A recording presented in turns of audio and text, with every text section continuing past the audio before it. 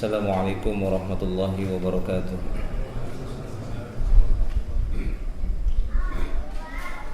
Innal hamdalillah nahmaduhu wa nasta'inuhu wa nastaghfiruh wa na'udzu billahi min shururi anfusina wa min sayyiati a'malina. Man yahdihillahu fala mudilla lahu wa man yudlil fala hadiya lahu. Asyhadu an la ilaha illallah wahdahu la syarika lahu wa asyhadu anna Muhammadan abduhu wa rasuluh. Ya ayyuhalladzina amanu taqullaha haqqa tuqatih wa la tamutunna illa wa antum muslimun. Ya ayyuhan nasu taqu rabbakumul ladzi khalaqakum min nafsin wahidah wa khalaqa minha zawjaha wa batha minhuma rijalan katsiran wa nisaa'a. Wattaqullaha alladzi tasaaluna bihi wal arham innallaha kana 'alaikum raqiba. Ya ayyuhalladzina amanu taqullaha wa qulu qawlan sadida yuslih lakum a'malakum wa yaghfir lakum dhunubakum wa may yuti'illaha wa rasulahu faqad faza fawzan 'azima. Amma ba'du, fa inna asdaqal hadithi kitabullah wa khairal hadi hadi Muhammadin sallallahu alaihi wasallam wa syarrul umuri muhdatsatuha wa kullu muhdatsatin bid'ah wa kullu bid'atin dhalalah wa kullu dhalalah finnar. Ma'asyiral muslimin wal muslimat, al-ikhwan wal akhwat rahimani wa rahimakumullah jami'an. Alhamdulillah, kita bersyukur kepada Allah Subhanahu wa ta'ala yang masih melimpahkan karunia dan nikmahnya, dan yang masih menjaga kita semua di atas dinnya, sehingga pada malam hari ini kita masih dapat bertemu dan berkumpul di majelis yang mulia ini dalam keadaan sehat wal afiyah, dan masih diberikan kesempatan, masih diberikan kesehatan sehingga mampu menghadiri majelis ilmu ini. Dan semoga ini merupakan amalan yang diterima di sisi Allah Subhanahu wa ta'ala, satu amalan mutaqabbalan. Dan apa yang kita cari, yaitu menuntut ilmu, benar-benar kita dapati satu ilmu yang bermanfaat, yaitu ilmu nafi', sebagaimana satu doa yang diajarkan oleh Nabi kita sallallahu alaihi wasallam, Allahumma inni as'aluka ilman nafi'a wa rizqan thayyiba wa amalan mutaqabbala. Para hadirin yang dimuliakan Allah Subhanahu wa taala, untuk pertemuan kali ini materi yang akan kita sampaikan mungkin tidak sebagaimana biasanya, itu menuntut ilmu, jalan menuju surga. Adapun pada malam hari ini kita akan menyebutkan di antara beberapa sikap-sikap hikmah yang dimiliki oleh Nabi sallallahu alaihi wasallam yang patut kita teladani, karena sesungguhnya Nabi sallallahu alaihi wasallam merupakan salah satu ataupun salah seorang rasul yang diutus oleh Allah Subhanahu wa taala, yang dijadikan oleh Allah untuk umat ini sebagai uswatun hasanah.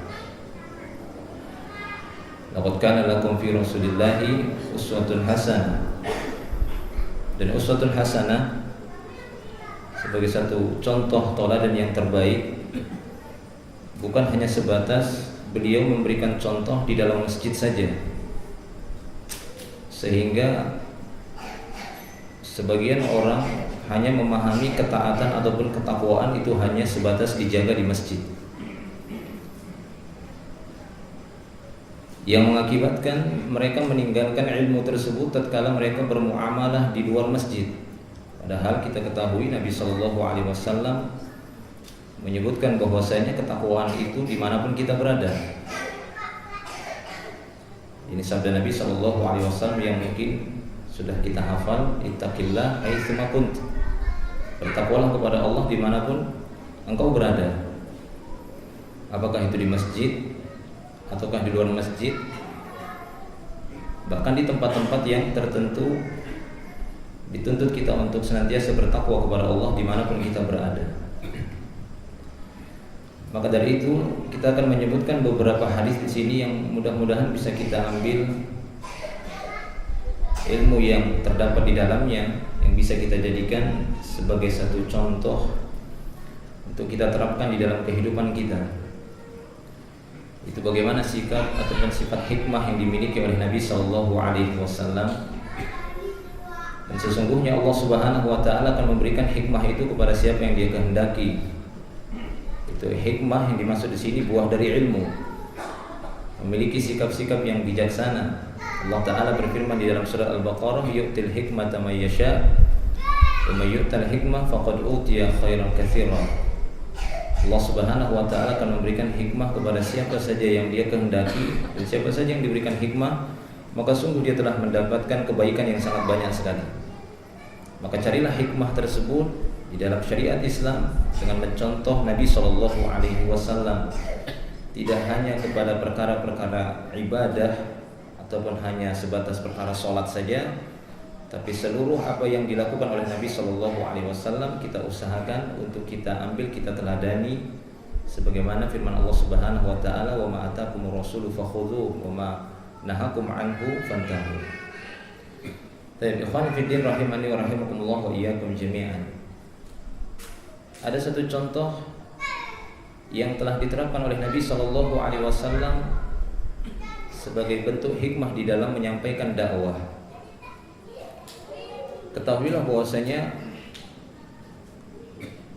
ketika seorang dai ataupun ketika seorang muslim menyampaikan agama Allah Subhanahu wa taala ke tengah-tengah manusia, maka mereka tidak menghadapi manusia dengan watak yang sama.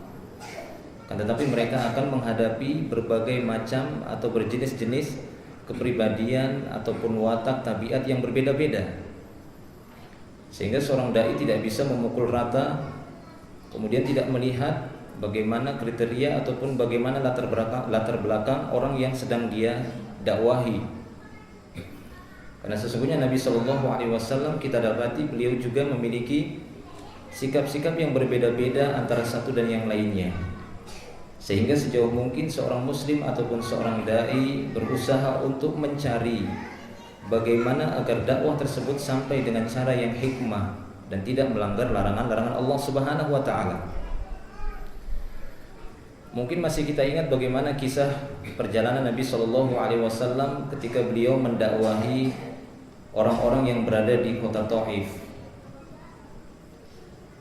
Dan Nabi Shallallahu Alaihi Wasallam ketika mendakwahi masyarakat yang hidup ataupun tinggal di kota Taif tersebut,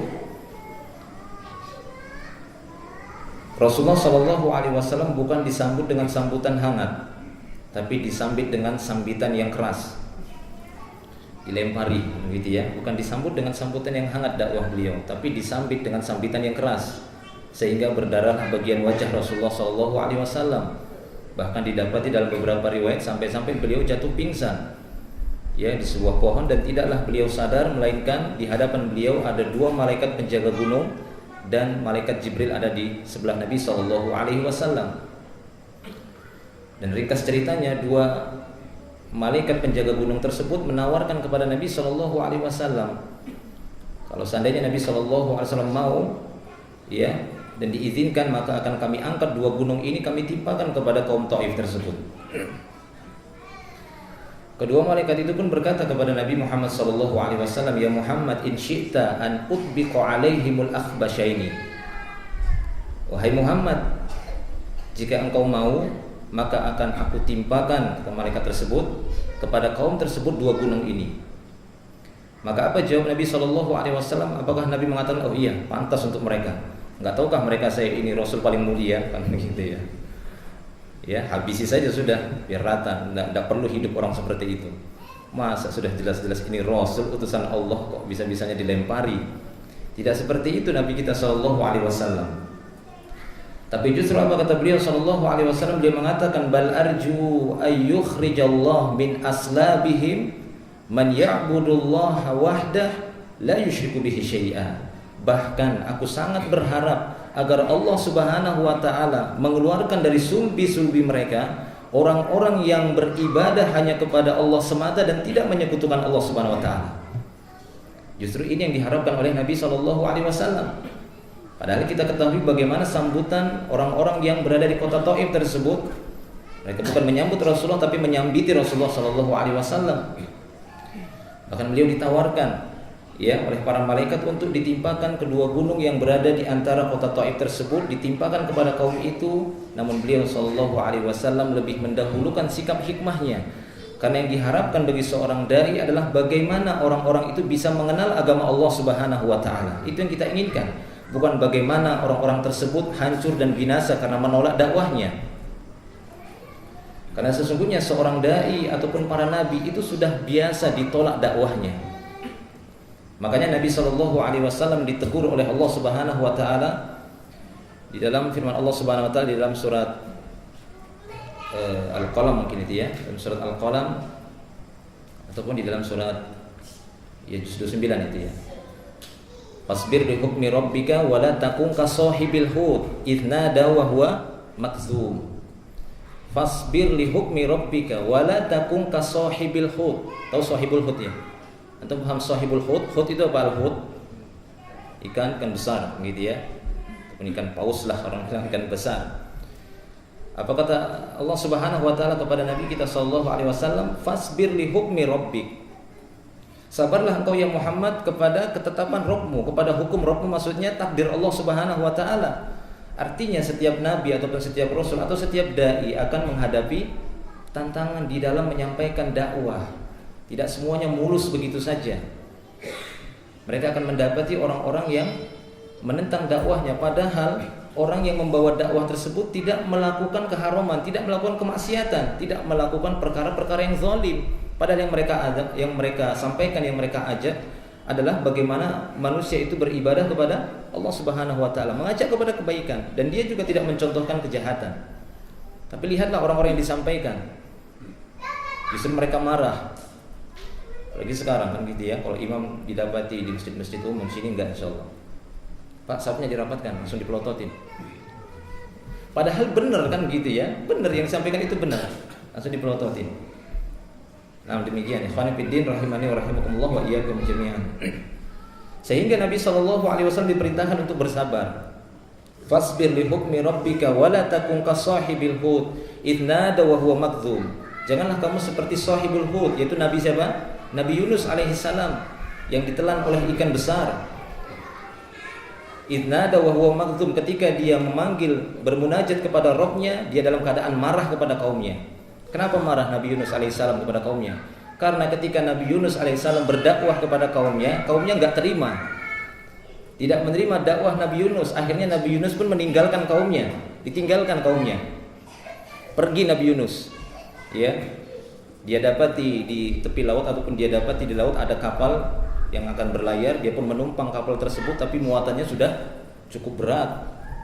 Sehingga Nabi Yunus pun tetap memaksa untuk ikut. Akhirnya tatkala kapal itu pun sudah berlayar di tengah-tengah lautan, karena beban dan muatannya itu sangat berat, akhirnya dijadikanlah mereka pun mengadakan undian supaya ada yang dilempar ke laut untuk mengurangi beban dari kapal tadi. Diadakanlah undian pertama, diundi. Yang kena Nabi Yunus alaihissalam. Wah, masa orang seperti ini baik ini dilempar ke laut. Diundi lagi yang kedua kalinya, Nabi Yunus lagi yang dapat. Gitu ya. Diundi sampai yang ketiga kali, tetap Nabi Yunus alaihissalam yang dapat. Maka dilemparlah dia ke dalam laut. Allah Subhanahu wa taala mewahyukan ikan hut tersebut untuk menelan, kan gitu ya, menyambut ataupun menangkap Nabi Yunus alaihissalam. Ya, ada beberapa ayat yang menceritakan tentang kisah ini. Di antaranya seperti firman Allah dalam surat Shafat. Ya, di sana Allah Subhanahu wa taala secara ringkas menerangkan tentang kisah ditelannya Nabi Yunus alaihissalam oleh ikan hut tersebut. Di sana Allah Subhanahu wa taala berfirman, wa inna Yunusa laminal mursalin, dan sesungguhnya Yunus itu termasuk para utusan-utusan Allah Subhanahu wa taala, id abaqa ilal fulkil mashhun, ketika dia melarikan diri dari kaumnya menuju al-fulkil mashhun. Al-fulk itu adalah kapal yang di lautan. Al-mashhun itu menunjukkan kapalnya sudah bebannya itu berat gitu ya, muatannya itu sudah sangat berat. Ketika dia melarikan diri dari kaumnya karena kaumnya tidak menerima dakwahnya, ditinggalkan. Makanya Allah Ta'ala mengatakan fasbir li hukmi rabbika wa la takum kasahibil hud. Sabarlah dengan ketetapan Rabbmu, janganlah seperti sahibul hud, yaitu Nabi Yunus alaihissalam, id abaqa ila fulkil mashhun, ketika dia melarikan diri dari kaumnya kemudian menuju kapal yang sudah berat muatannya. Fasahama fakana minal mudhadin, ketika terjadi musahamah, dari kata saham itu maksudnya terjadi musahamah, undian di atas kapal tersebut. Fasahama fakana minal mudhadin, terjadilah undian dan Nabi Yunus termasuk orang yang terpilih pada saat itu. Disebutkan di dalam beberapa tafsir, di antaranya Imam Ibnu Katsir mentafsirkan sampai 3 kali undian, tetap juga Nabi Yunus yang didapati. Akhirnya dia pun dilempar. Fasahama fakana minal mudhadin faltaqamahul hut wa huwa mulim. Ketika dia dilemparkan ke dalam laut, maka langsung ikan hut itu iltaqam. Dari kata luqmah gitu, ditelan langsung, ngap kan gitu, jadi diambil langsung Nabi Yunus alaihissalam. Nah, demikian. Wa huwa mulim, dan dia dalam keadaan tercela, kata Allah Subhanahu wa taala. Falaula annahu kana minal musabbihin lalabitha fi batnihi ila yaumi yub'atsun. Kalaulah bukan karena Nabi Yunus itu adalah seorang yang paling banyak bertasbih, niscaya dia akan tetap tinggal di dalam perut ikan besar itu sampai hari kiamat nanti. Sampai hari di mana manusia dibangkitkan. Tapi karena didapati Nabi Yunus alaihissalam seorang yang banyak bertasbih kepada Allah, dan dikenal tasbihnya Nabi Yunus alaihissalam, itu la ilaha illa anta subhanaka inni kuntu minaz zalimin. Sehingga ketika Nabi SAW ditanya tentang doanya Nabi Yunus ataupun da'watu Zinnun, kata Rasulullah, ada doa Zunnun. Tahu Zunnun ini siapa ya? Nabi Yunus. Doanya Nabi Yunus alaihissalam, yaitu la ilaha illa anta subhanaka inni kuntu minaz zalimin. Kata Nabi SAW, la yad'u biha muslimun rabbahu qattun illa stajabalah. Tidaklah seorang muslim berdoa dengan kalimat ini kepada Rabbnya melainkan akan diijabah doanya. Karena sesungguhnya Nabi Yunus mengucapkan ini, Allah pun mengabulkan doanya sehingga dia pun diselamatkan kembali. Ikan tersebut pun melepaskan Nabi Yunus alaihissalam, didamparkan. Nah, demikian ikhwan fillah rahimani wa rahimakumullah wa iyyakum jami'an. Sehingga apa kata Allah Subhanahu wa taala kepada Nabi Muhammad sallallahu alaihi wasallam dalam surat Qalam tadi? Fasbir li hukmi rabbika wa la takun kasahibil hud. Sabarlah dengan ketetapan Rabbmu. Memang seperti ini, kan gitu ya, seorang dai dia akan menghadapi orang-orang yang tidak menyukai dakwahnya, yang menentang dakwahnya, padahal seorang dai itu mungkin mencontohkan hal-hal yang baik, tidak pernah didapati satu kejelekan pada dirinya. Yang dia sampaikan juga perkara yang ma'ruf, perkara yang jelas-jelas kebaikan, tapi tetap dipelototin. Kan gitu ya, tapi tetap dibenci. Nah, demikianlah. Ini ujian dari Allah Subhanahu wa taala, bukan kepada yang didakwahi tapi yang mendakwahi. Ujian kepada mereka. Nah, ini jalan menuju surga juga insyaallah. Begitu ya, bersabar ketika sudah mendapatkan ilmu, menyampaikannya, dan bersabar di dalam menyampaikan ilmu tersebut. Kita lihat bagaimana Nabi kita sallallahu alaihi wasallam, sikap hikmah beliau tatkala beliau datang ke kota Taif, dan dakwah yang beliau sampaikan itu dibalas dengan lemparan oleh kaum Taif. Tapi akhirnya Nabi sallallahu alaihi wasallam sangat mengharapkan agar Allah Subhanahu wa taala mengeluarkan min aslabihim. Aslab itu jamak dari sulb. Sehingga kata para ulama, di antara faedah hadis ini, diperbolehkan bagi kita untuk mendoakan bibit-bibit anak yang masih disulbi walaupun antum belum nikah. Wah, gitu ya. Bibit anak disulbi gitu ya. Wal yanzuril insanu mimma khuliqa mimma ma'in dafiq yakhruju min baini sulbi wat taraib. Taraib itu punyanya akhwat gitu ya. Sulbi punyanya laki-laki. Seperti Syekh Mustafa Al-Adawi, beliau menyebutkan as-sulbi yaitu tempat maninya atau spermanya kaum laki-laki, at-taraib itu adalah tempat spermanya kaum wanita kemudian bersatu di rahim. Nah, demikian ikhwani fiddin rahimani wa rahimakumullah wa iyyakum jami'an. Jadi kata Nabi sallallahu alaihi wasallam, bal arju ayyukhrijallahu min aslabihim. Bahkan aku sangat berharap agar Allah mengeluarkan dari sulbi-sulbi mereka. Sehingga bagi antum semua banyak-banyak mendoakan untuk bibit-bibit yang disulbi ini. Ya Allah, jadikan ini menjadi generasi-generasi yang beribadah kepada Engkau dan tidak menyekutukan Allah Subhanahu wa taala. Insyaallah bagus nanti generasi kita yang terus-terusnya kan begitu ya. Jangan nanti mau menikah aja Allahumma jannibna. Apa kata Ustaz tadi ya? Allah. Nanti telepon Ustaz pula gitu. Ustaz ini lupa ini Ustaz ini. Sudah bilang auzubillah aja sudah. Baik, ikhwan fillah rahimani wa rahimakumullah wa iyyakum jami'an. Ini satu contoh sikap hikmah dari Nabi sallallahu alaihi wasallam di dalam berdakwah. Kemudian contoh yang lainnya yaitu di dalam muamalah beliau ketika menghadapi orang-orang yang beliau mengetahui itu orang yang enggak baik. Ya, dia ma'ruf orang yang jahat, kemudian dikenal dengan keburukannya. Seperti yang diriwayatkan oleh Imam Bukhari dan Imam Muslim. Ketika Aisyah radhiyallahu anha mengabarkan, "Inna rajulan ista'dana 'ala Nabi sallallahu alaihi wasallam." Satu saat ada seorang laki-laki minta izin kepada Nabi untuk bertemu Rasulullah sallallahu alaihi wasallam. Ini penuturan dari Aisyah radhiyallahu anha. Falamma ra'a, ketika Rasulullah melihatnya, karena Aisyah mengabarkan ada yang minta izin mau ketemu engkau wahai Rasulullah. Falamma ra'a, ketika Rasulullah melihatnya, maka apa kata beliau kepada Aisyah? Rasulullah mengatakan, "Bi'sa akhul ashirah wa bi'sa ibnul ashirah," kata Rasulullah. Ya, ini saudara yang paling jelek di keluarganya, ini anak yang paling jelek di keluarganya. Wah, coba bayangkan sampai seperti itu Rasulullah. Falamma ra'a, ketika Rasul melihatnya, ini anak yang paling jelek di tengah keluarganya, ini saudara yang paling jelek di tengah keluarganya. Jadi Rasulullah mengetahui sudah ma'ruf orang ini orang yang tidak baik muamalahnya di tengah keluarga, anak yang durhaka mungkin gitu ya. Kemudian saudara yang tidak baik di tengah-tengah saudara yang lainnya. Tapi apa kata Aisyah radhiyallahu anha? Ya, falamma jalasa, ketika orang ini pun masuk duduk di hadapan Nabi sallallahu alaihi wasallam, tatallaqan Nabi sallallahu alaihi wasallam fi wajhihi wan basata ilaih. Ketika orang ini duduk menemui Nabi sallallahu alaihi wasallam, Rasulullah wajahnya itu berseri. Senyum lagi Rasulullah ketemu dia, senyum Rasulullah, masyaallah. Senyum Rasulullah sallallahu alaihi wasallam, senyum. Enggak murung gitu kan, seperti itu, senyum. Maka Aisyah pun merasa bingung. Ya, Aisyah radhiyallahu anha merasa bingung. Ini Rasulullah mengatakan si fulan ini orang yang paling jelek di tengah keluarganya, anak paling jahat di tengah keluarganya, tapi beliau sallallahu alaihi wasallam senyum. Yani falamman talaqar rajul, ketika laki-laki ini pun pergi dari Nabi sallallahu alaihi wasallam, sudah selesai dialognya, maka Aisyah pun berkata kepada Nabi sallallahu alaihi wasallam, "Ya Rasulullah, hina ra'aitar rajul qulta lahu kadza wa kadza kadza wa kadza." Wahai Rasulullah, ketika engkau melihat laki-laki ini, engkau berkata orang ini begini begini begini. Ya, summa tatallaqta ya fi wajhihi wan basatta ilaihi. Akan tetapi engkau talaqatul wajh, kan gitu ya, senyum. Ketika bertemu dengan dia kok malah engkau senyum, kemudian berwajah yang seri bertemu dengannya. Maka apa kata Nabi sallallahu alaihi wasallam? Rasulullah pun mengatakan kepada Aisyah radhiyallahu anha, "Ya Aisyah, mata ahidtani fahasyan." Wahai Aisyah, kapankah engkau pernah melihat aku? Kapankah pernah engkau dapati diriku ini fahash atau fahash ya? Fahish, orang yang berbuat keji, kan gitu ya, bengis, sangar, kan gitu. Kapankah pernah engkau dapati diriku ini seorang yang fahash, seorang yang keji, seorang yang seram, bengis?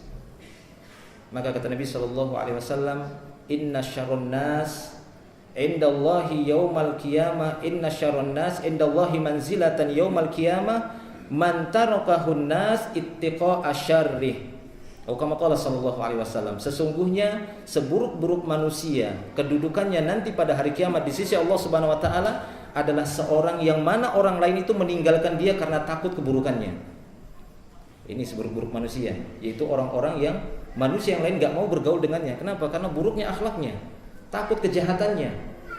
Makanya Nabi sallallahu alaihi wasallam tidak ingin dirinya menjadi seperti itu.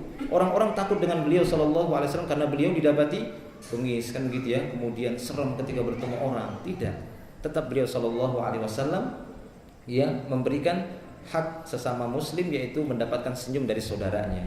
Walaupun beliau sallallahu alaihi wasallam mengetahui bahwasanya orang ini di tengah keluarganya tidak baik, tapi permasalahannya pada saat itu dia tidak sedang melakukan kemungkaran. Kalau pada saat itu dia melakukan kemungkaran, ya jelas beliau orang yang paling ya pertama sekali mengingkari kemungkaran.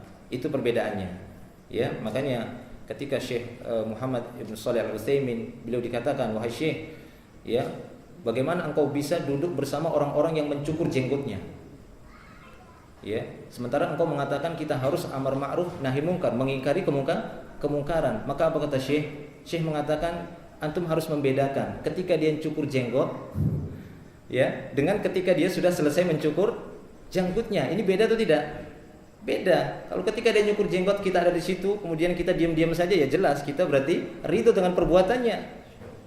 Tapi kalau asarnya kan gitu ya, asarnya artinya setelah dia berbuat kemaksiatan baru di hadapan kita, ya ini tidak bisa kita mengingkari kemungkaran karena kita tidak melihatnya. Sementara Nabi mengatakan man ra'a minkum munkaron, man ra'a, siapa saja yang di antara kalian yang melihat, jadi benar-benar melihat.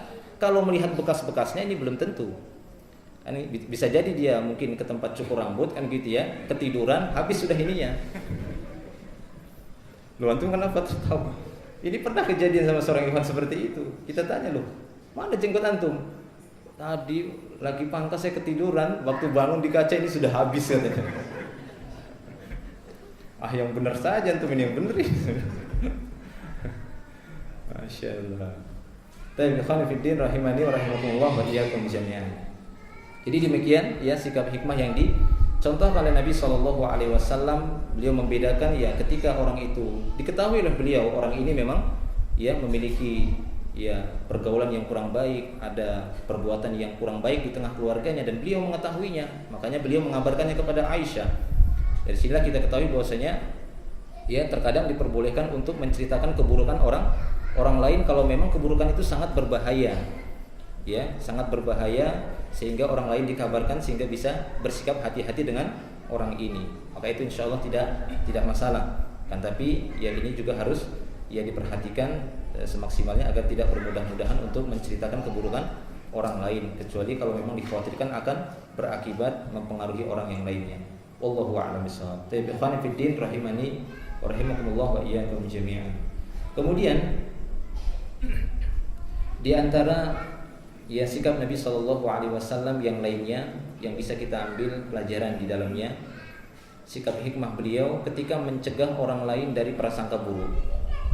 Mencegah orang lain dari prasangka buruk. Ya terkadang kan kita melakukan sesuatu ataupun melakukan banyak aktivitas.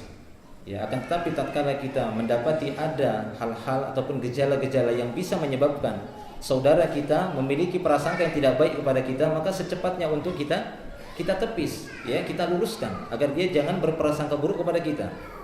Karena sesungguhnya prasangka buruk ini seperti yang kita ketahui bersama di dalam Al-Quran, dalam surah Al-Hujurat dan di dalam sabda Nabi SAW, perbuatan itu dilarang.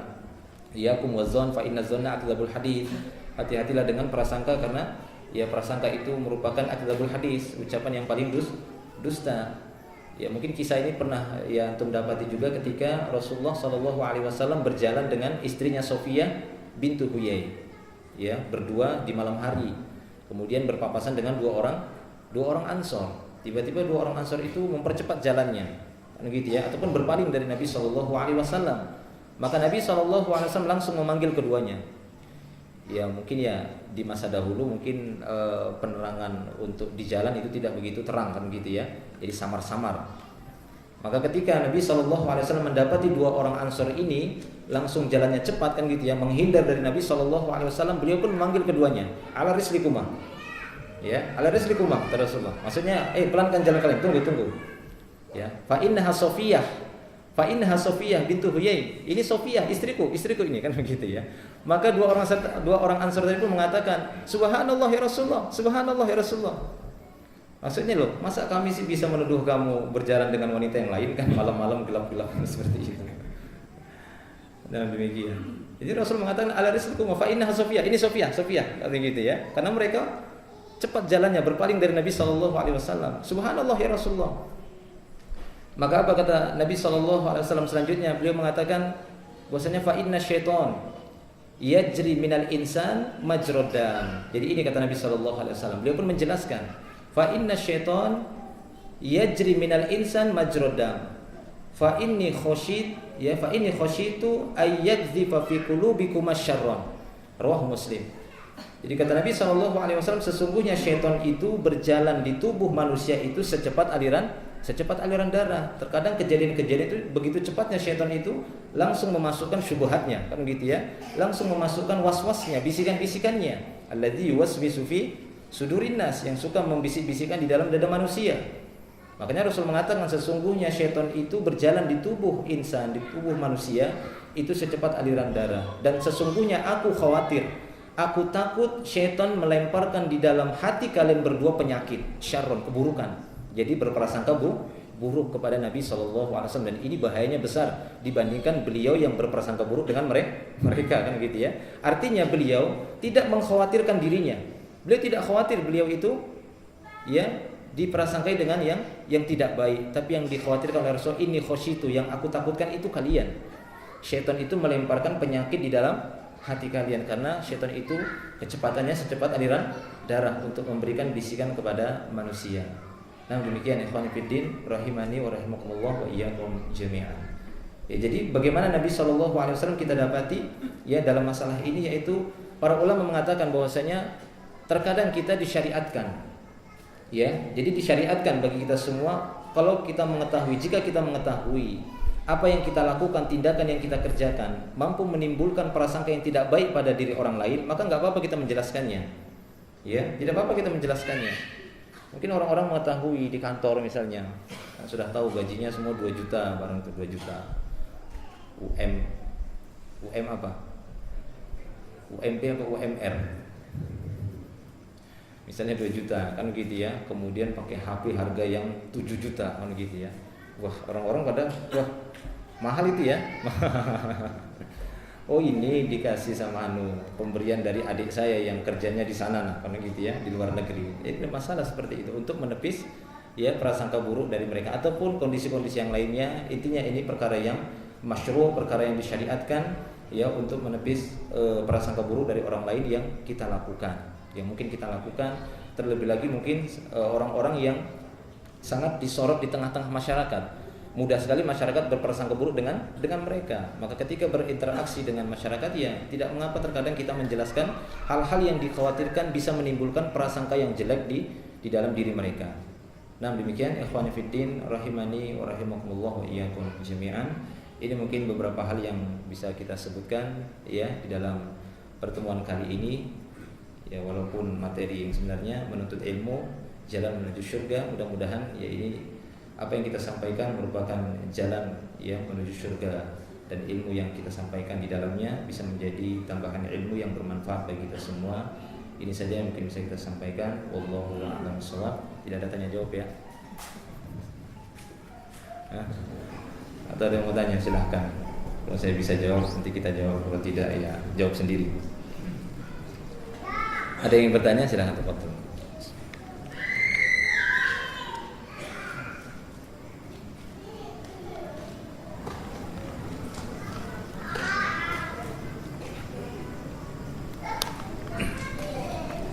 Kalau tidak ada, kita cukupkan dulu sampai di sini. Wa akhiru da'wana alhamdulillah, subhanakallahumma bihamdika asyhadu an la ilaha illa anta astaghfiruka wa atubu ilaik. Assalamualaikum warahmatullahi wabarakatuh.